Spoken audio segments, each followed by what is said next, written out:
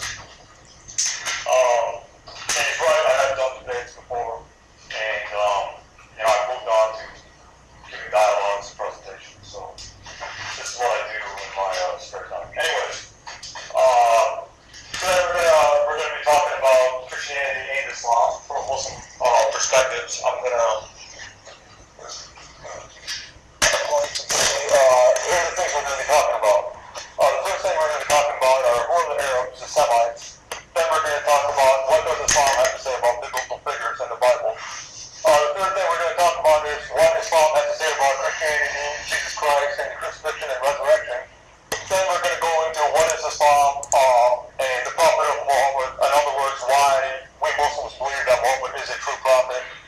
Then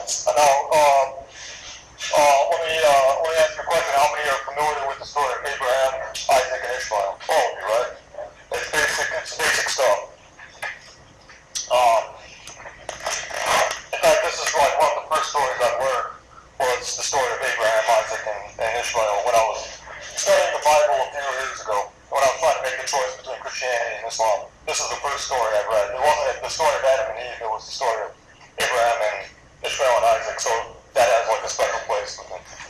But anyways, who are the Arabs and the Semites? Let's go over this. The Arabs and the Semitic people are located in Iraq, Syria, Lebanon, Palestine, Jordan, Saudi Arabia, Yemen, Oman, Bahrain, Dubai, and some are in Egypt.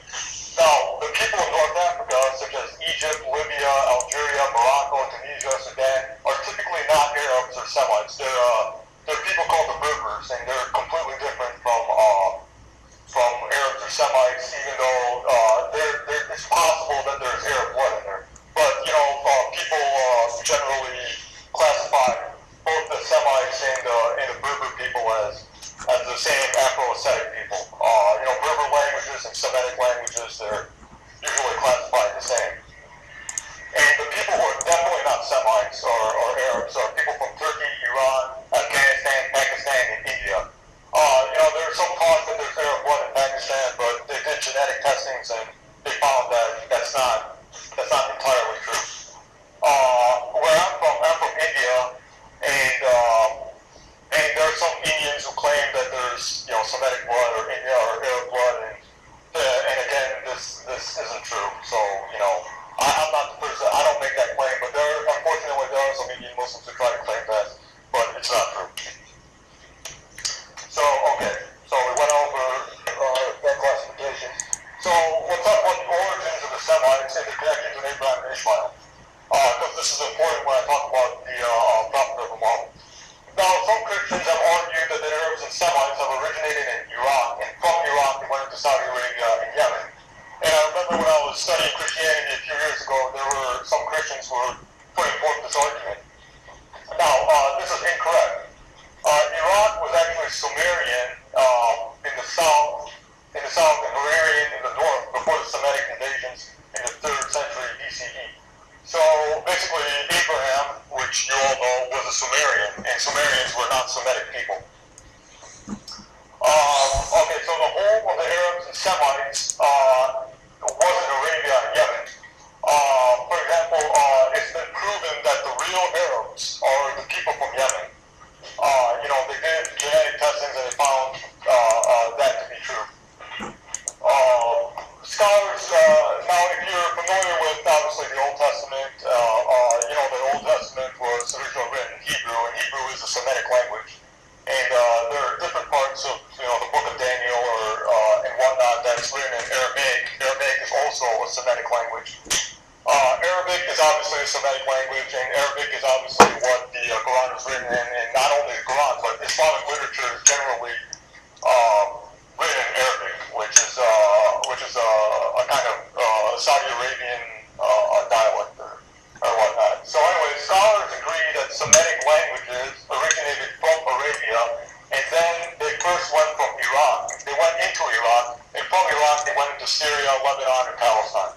So scholars are 100% certain that Semitic languages were originally Arabian and not Iraqi. For example, the Iraqi-Arabians called Akkadians I apologize if I'm mispronouncing the names, Amirites, gave Lebanon its name in 2000 BCE. And that Arabic word meaning white cat. So basically what happened was when the Arabians went to Iraq, they started settling in places like Syria, Palestine, Jordan, Lebanon, and they gave Lebanon its name, which proves that the Arabs originated from Arabia. Last point I want to make is genetic evidence to support this is the Semites are from Yemen, Saudi Arabia, Iraq, Palestine, and the Bedouins from around that area, Syria, Lebanon. All of them share the same genetic ancestor. So it's been proven that all these Semites or all these Arabs, they're genetically connected. So now we're going to talk a moment connection with Ishmael. Now there's some Christians who try to argue that the Prophet Muhammad has no connection with Ishmael, and that's